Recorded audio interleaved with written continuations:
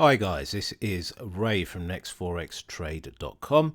Today is Thursday the 29th of August 2019. I am here to teach, not preach Forex, and show you how you can trade using price action with real live examples. Here every day, Monday to Friday, with a live stream. So if you subscribe with notifications, you can act on what I'm saying as I'm saying it during the trading day. But if you do miss the live stream, no worries, still subscribe as I post them to YouTube as well, so you can watch back whenever you like. Most of the videos, it's best to watch from beginning to end because they're little nuggets of information that you'll find throughout that, so it's really good for your learning experience. But to help you navigate, if you want to check out the description section, there are timestamps, so you can jump around the video to the part that interests you the most. So let's kick off today. We've got my position here in the Aussie USD. In fact, I'll come back to that. I'll do that last. What I'll do is I'll cycle through the market first of all, just to discuss any opportunities that might be there, and then I'll come back to this trade at the end. So just gonna cycle through looking for opportunities. If you're not familiar with the strategy, have a look through some of the older videos, but my process is based on price action and time frame agreement.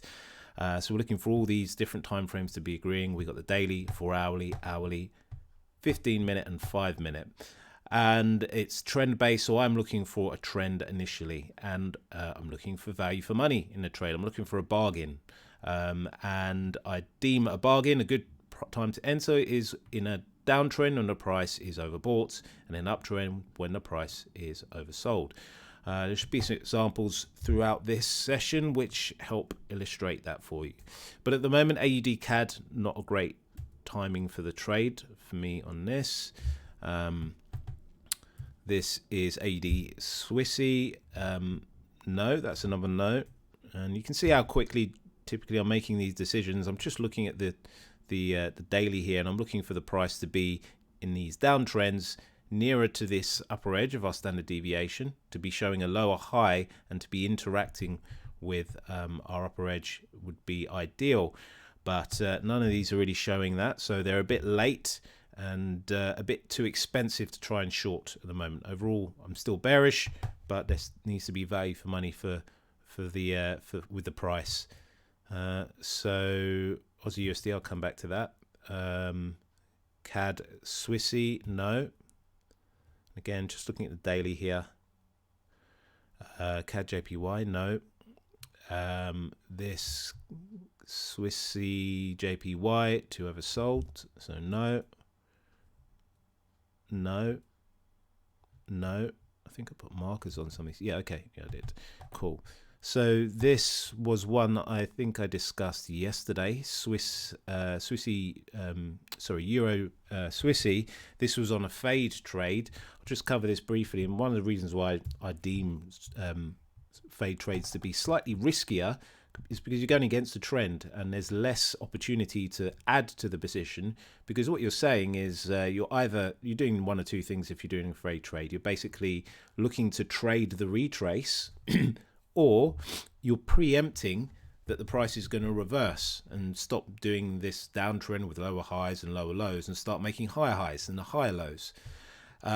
So there's the old saying, the trend is your friend, and there is a lot of truth in that, which is why I prefer to trade with the trend. But there can still be opportunities to trade these reversals, and you'll see from yesterday's video, if you look in the playlist, I did discuss how you could potentially enter this based on, let's see, so let me just clean up these charts a bit, based on a stop loss below this area of support that we were seeing in the previous lows.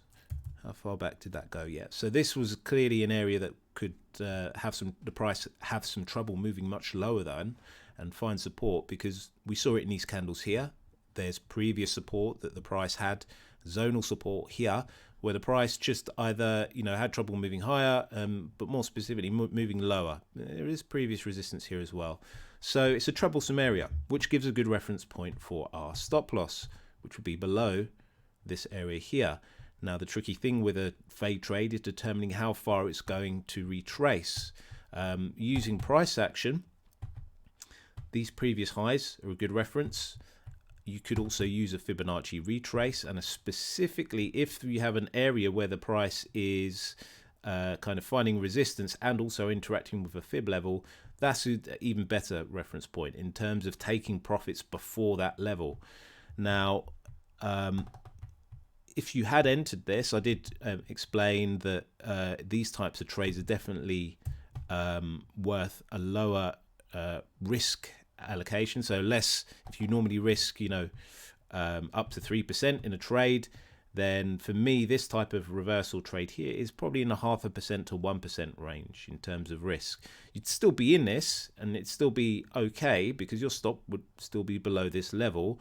And the entry that I was suggesting was based on waiting for higher highs and higher lows on the lower time frames, which we didn't really get definitively. So you would have been saved from entering this because the price did start to make these lower lows and lower highs as well.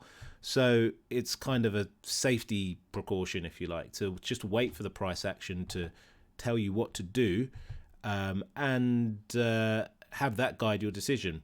But this did have the potential for a long on this. It still could if we see some more support around these lows again, so around here, and the lower time frames start to make higher highs and higher lows, you could still have a potential entry on this.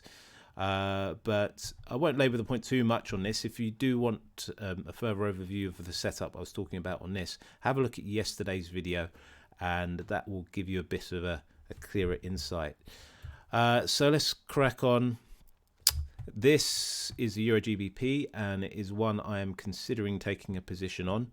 I will, if I do, it'll probably be, I'll need to just think about this once I finish the live stream here. But what we're seeing in this price action, if we look at the daily first of all, which is always our first point of reference, higher highs, higher lows. We've got standard deviation around the price, which is this one here, and we can see that the price is currently interacting with the lower edge. So this gives signs of the price being potentially oversold and moving higher.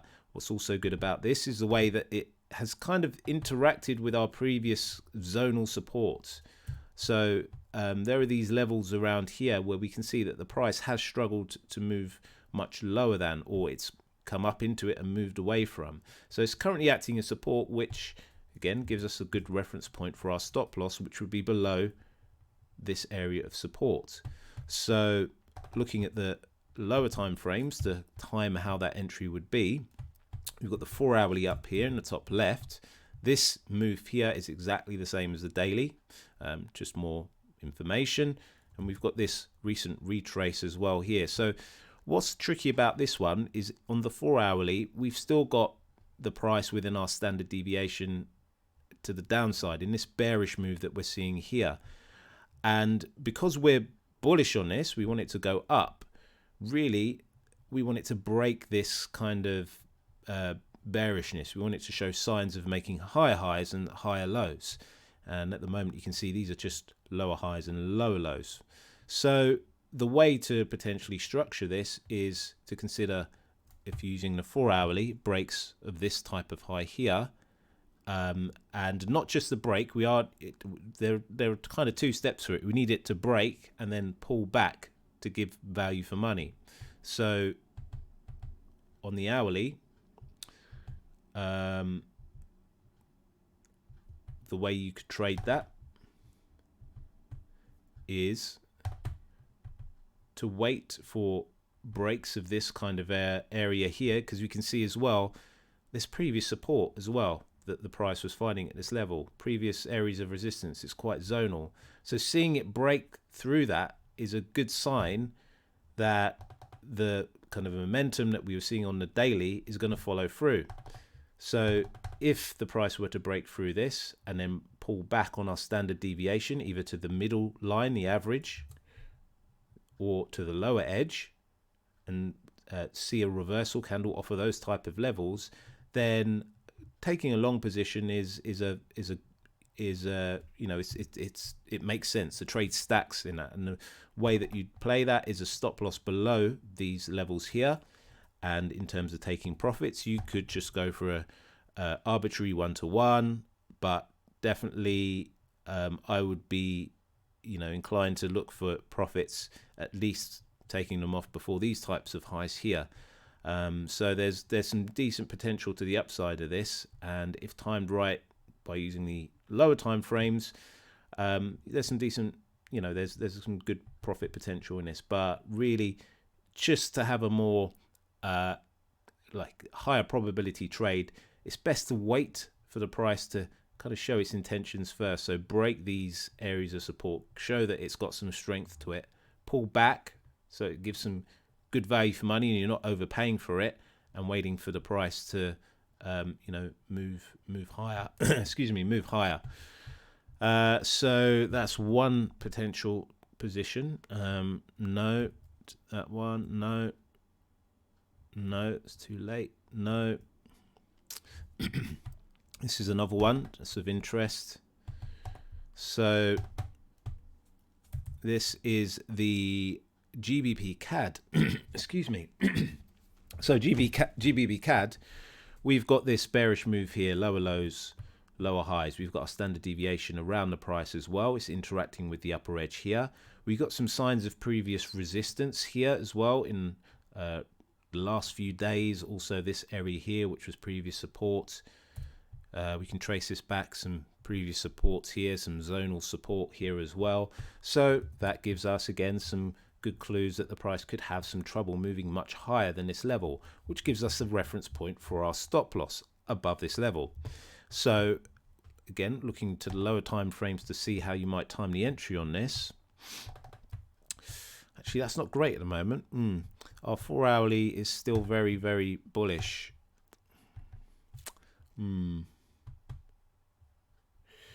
Yeah. Really, it's these lows here that need to be taken out, or if you're looking at the hourly, these lows here. Right, so these lows here are the same as these ones here. So that may happen in today's session, but certainly be looking for shorts if the price were to break lower than this level here. And the same concept, but in the other direction, to the other one I was talking about, be looking for the price action to then be going in a standard deviation, going down like this past these lows, and looking for reversals again off of the upper edge or the average to get short on this. But really, it's these areas that I'd want to see broken in today's session. And this is how time frame correlation comes in as well, because a break of this low here is basically a move past the low on the daily as well. So it's breaking price structure in two kinds of ways: in the you know, the trend, in it no longer making higher lows, but also it moving past the low of the previous day's candle, which is typically a good sign, because when we see kind of price action follow through, typically one candle after another, if it's up, the candle in the next day is going to be higher than the other. It doesn't take out the low. You'll see in this move here, this is an exception here, but there are instances where it moves past, but typically you'll find that it just takes out the highs continuing to go up. So in a downtrend, what we'd want to see is obviously the lows of each candle be taken out consecutively day after day. So a move past the previous day's candle and a break of price structure on our lower time frames, kind of corroborating information, which is helps improve the probability of our trade. This one not so great. Good. I mean, it's bearish overall, but not as great an entry that I can see on that one. No. Wait a sec. No.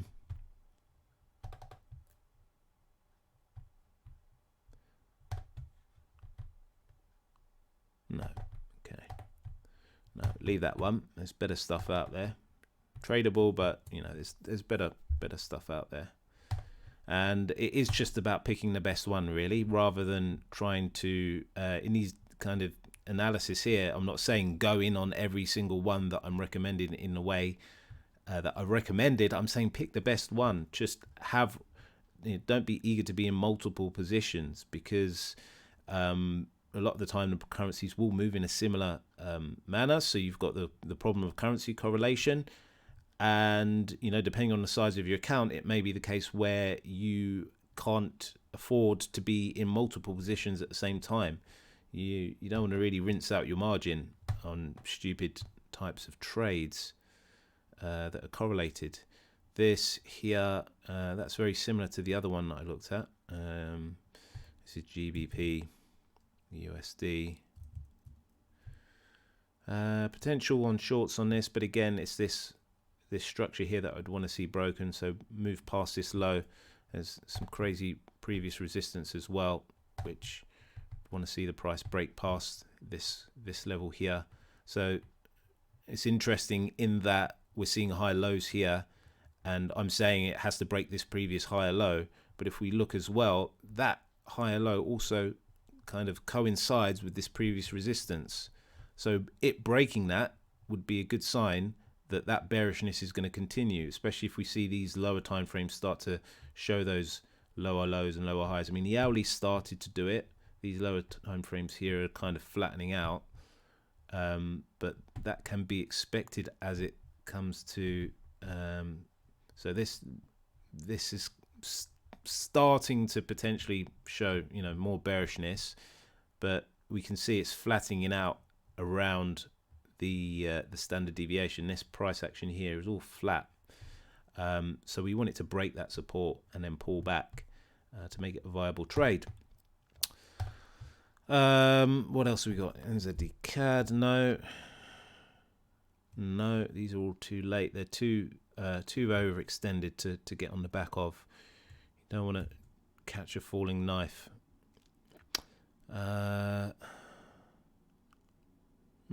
Yeah, this is tradable in that. I've got a little cross on this one. So this here, beautiful lower lows, lower highs. We've got the price interacting with our upper edge of our standard deviation channel, giving signs that it's bought, with likelihood of moving lower again. And this is our reference point here for us for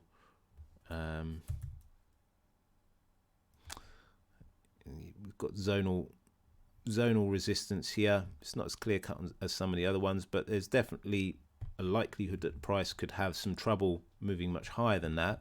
Now, the only issue really here is, for me, that stop above there is slightly wider stop. I mean, the most conservative approach you could do to this would be looking for the price action on our lower time frames to start showing lower lows and lower highs. Again, it's just a case of it breaking these support areas.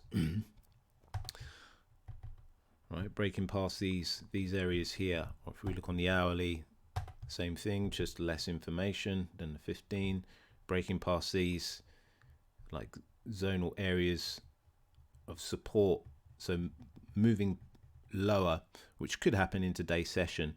Now, the thing with the stop loss placement, going back to that, basically on the daily, this is the lower high, which would mean it's this price level here. So you could look to short this with a stop above that high, but you could more aggressively trade this in having a stop above these types of high, or split the difference and have it midway.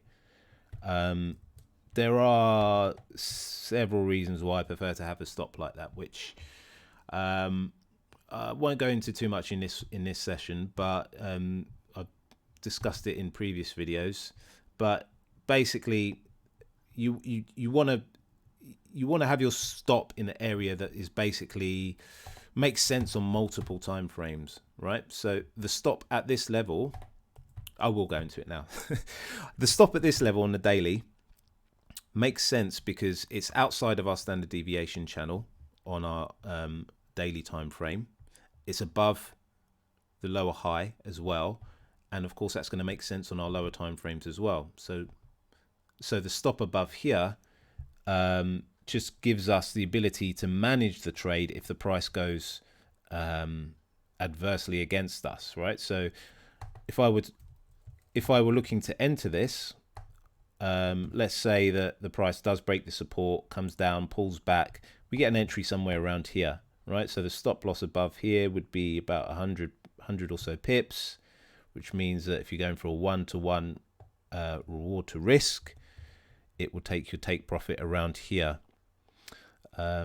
So that would be on a daily around here, these kinds of levels, which is it's okay. It'll probably take a few days to come into to fruition, but it's the higher probability trade, and the one that gives you the more it's more forgiving if the price does start to make higher highs and higher lows on the lower time frame, because you could essentially move your stop to break even and just get out of the trade because it's not doing what you want it to do. You want it to make lower lows and lower highs. If it doesn't do that, then you can manage it by taking your position to break even.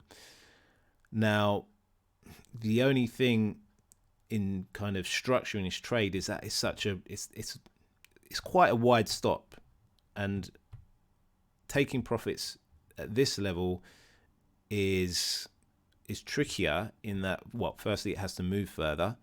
Secondly, it would be approaching a previous lower low, and as it approaches these lows, it has a tendency to bounce and pull back or break. But my point is, if you're taking money off before you're having to worry of it bouncing off of this support or breaking it, you've pocketed your money. You've taken money off the table for what's quite likely to happen anyway. So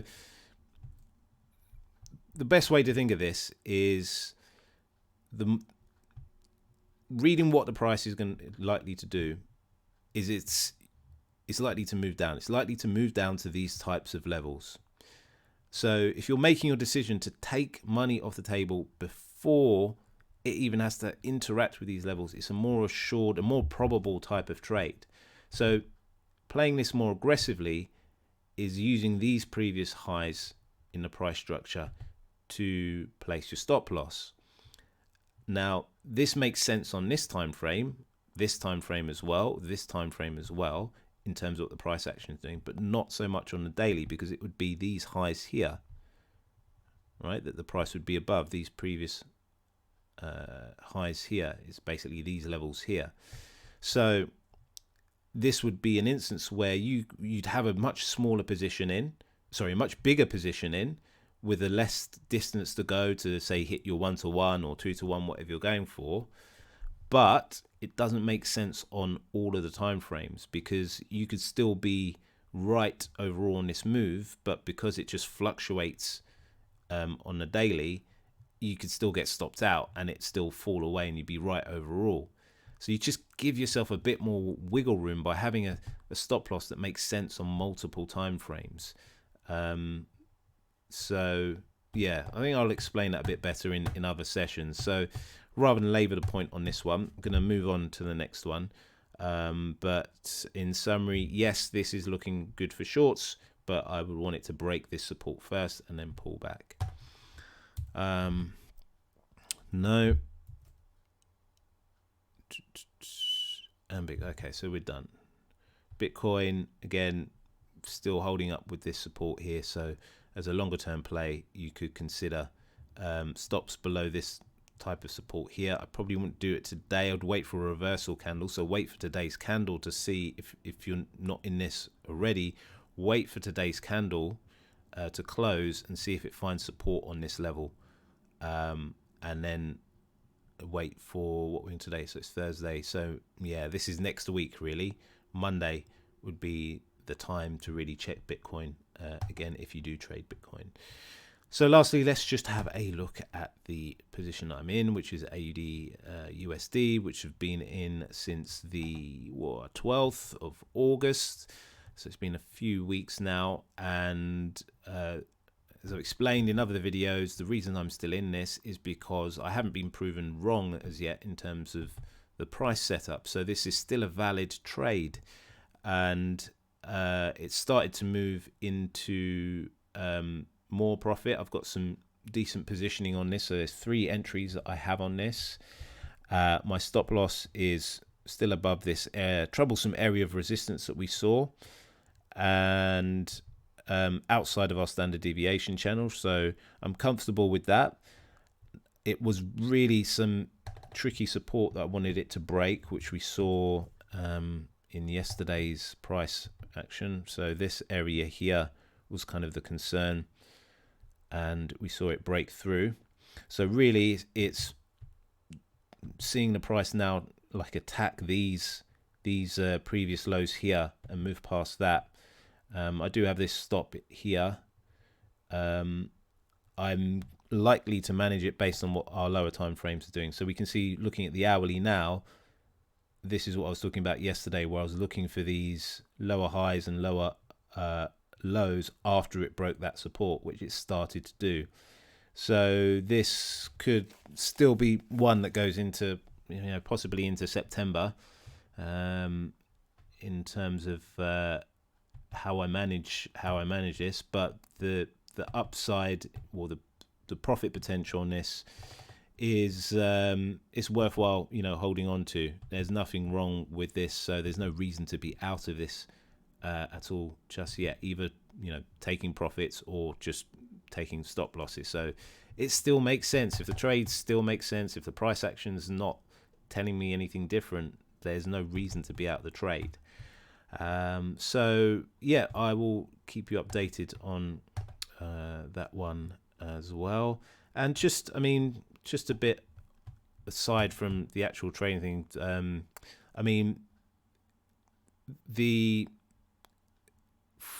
you can see how I'm kind of picking and choosing the trades that I take, and it's super important just to have that in your mind when you're trading. Don't look to trade every single day of every single year.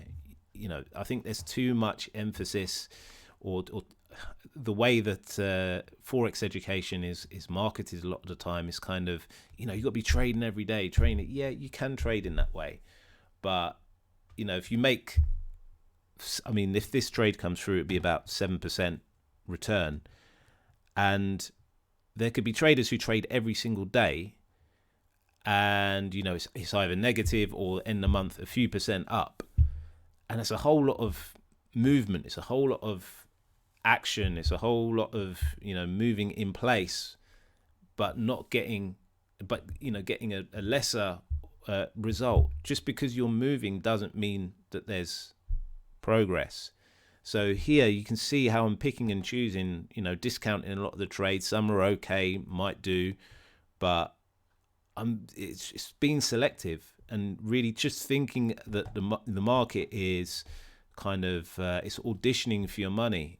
It's like like any of the your talent show type things, like The Voice, or American's Got Talent, those type of shows. It's like you're the judge and the market is auditioning on stage for your money, with the price action that it's showing. And you don't want to give your vote to any old crap. You want the quality stuff to kind of be qualified, and you'll go through day after day, trade setups okay, average.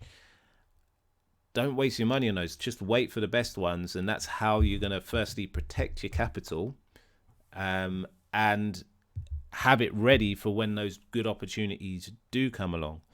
And those are the ones you should be going full steam ahead on. And think of it as well in terms of the risk, evaluate the trade based on how good the setup is. You can see in this one, I was happy enough with this to put on the full 3% in terms of risk, because it might go against me, and I'm fine with that. So I'm fine to get stopped out. I'm fine to be proven wrong. But the upside on this is much greater than the potential loss. So it stacks as a trade. So with enough of these types of trade, it probability will play out and I'll end up ahead. Whereas if you're wasting it on the mediocre type trades and risking too much on the crappy type trades, then it will show in the long run. You're just going to see drawdown. Going back to that fade trade that I was looking at, what was that on? Was that on the EURGBP? Let's have a look. No, it wasn't that. Euro Swissy. Yeah, I talked about the fade on this one. Why would I want to risk 3% on this type of position? Because it's not as good. It's not as probable. There's no way to add to this type of position for me anyway, the way I see this.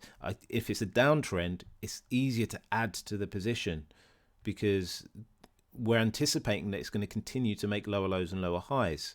If you're trying to put in a massive, your full risk on this, a full 3% just on a reversal, then it's not as, you're not kind of giving, you're not being selective enough with the types of trade that you take and how you allocate your money to it.